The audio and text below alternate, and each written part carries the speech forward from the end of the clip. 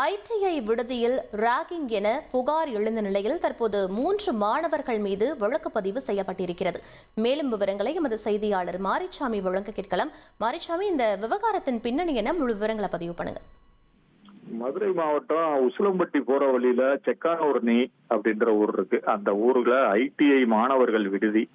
இங்க ராக்கிங் சர்ச்சை நடந்ததா சொல்லி 3 மாணவர்கள் மீது வழக்கு பதிவு செஞ்சிருக்காங்க. அதோட விடுதி வார்டன் படியினை நீக்கம் செய்யப்பட்டிருக்காரு.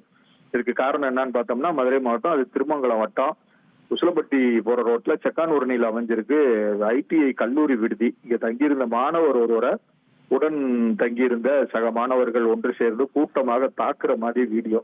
தாக்குறது ரொம்ப அந்த மாணவனை நிர்வாணப்படுத்தி காலனிய கையில வச்சு, செருப்பை கையில வச்சு தாக்கி துன்புறுத்துறது போல ஒரு வீடியோ காட்சி பதிவாகி அதை சமூக வலைதளத்துல வெளியிட்டு இருக்காங்க. இந்த வீடியோ வெளியே பெரிய பரபரப்பை ஏற்படுத்தியிருக்கு இந்த மாணவர்கள் மத்தியில. இந்த மாணவர்களிடையே ஏற்பட்ட இந்த சம்பவம் ராக்கிங் சம்பவமாமே கருதப்படுது அப்படின்னு தகவல்களும் தெரிவிக்கிறது. விடுதியில பாதுகாப்பு சூழ்நிலை குறித்தும் மாணவர்கள் எதிர்கொள்ளும் சிரமங்கள் பற்றியும் கேள்விகள் பல எழுந்திருக்கிறது.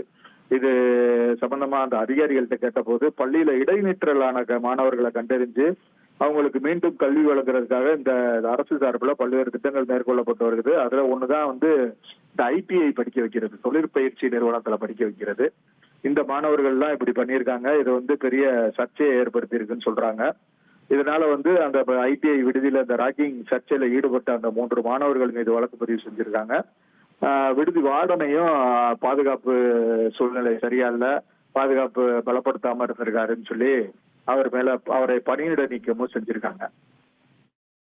விவரங்களுக்கு நன்றி மாரிச்சாமி.